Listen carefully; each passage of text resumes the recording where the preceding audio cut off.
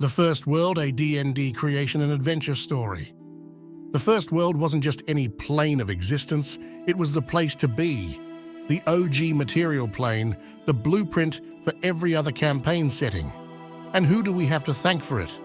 None other than Bahamut and Tiamat, the ultimate dysfunctional power couple of cosmic creation. According to Fizban's Treasury of Dragons, the First World was forged out of chaos and painted with beauty. Bahamut brought the vibes, and Tiamat brought the drama and color. In fact, Tiamat is credited with inventing the concept of color on the material plane. So if you're a fan of rainbows, you owe a big thank you to the five-headed queen. Now, is this all myth or cosmic fact? Who knows?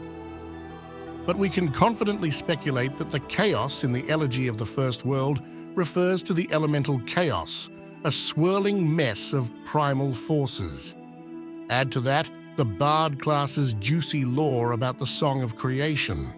And it seems Tiamat and Bahamut were not only cosmic deities, but also the ultimate duet performers, literally singing the multiverse into existence. With the First World officially a thing, Bahamut and Tiamat turned to their next big project, populating it. First up on their cosmic Pinterest board was Sardior, the ruby dragon, lovingly crafted in their image. Sardior wasn't just a pretty face, although, let's be real, ruby dragon scales are fabulous. He also helped the dynamic duo create Metallic and Chromatic Dragons, making these iconic creatures the true natives of the material plane. Think of it like this. Metallic and Chromatic Dragons are to the material plane what elementals are to the elemental planes, fae are to the Feywild, and demons are to the abyss. They're the locals.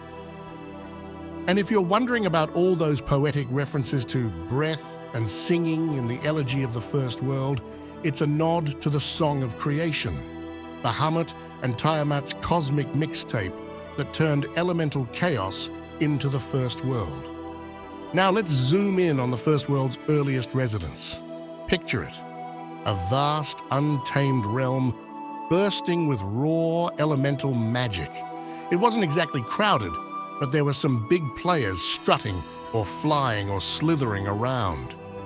First and foremost, there were the Metallic and Chromatic True Dragons, 10 of them to be exact.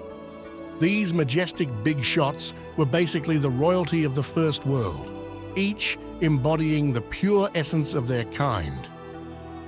And they weren't alone for long.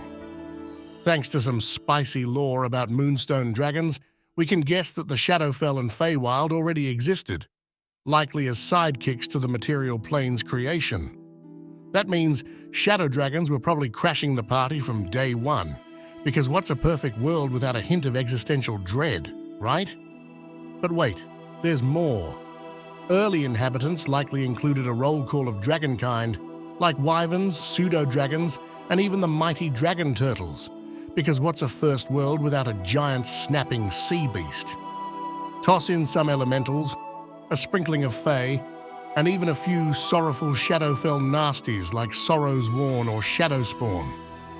For a little extra flair, you could find awakened plants swaying dramatically in the wind, vibing with all that fresh magic in the air. Now, here's the catch.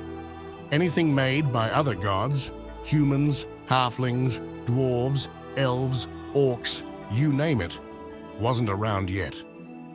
These creatures, the so-called invasives, crashed the material plane later, bringing their own flavor of chaos. Love them or hate them, they weren't part of the original blueprint.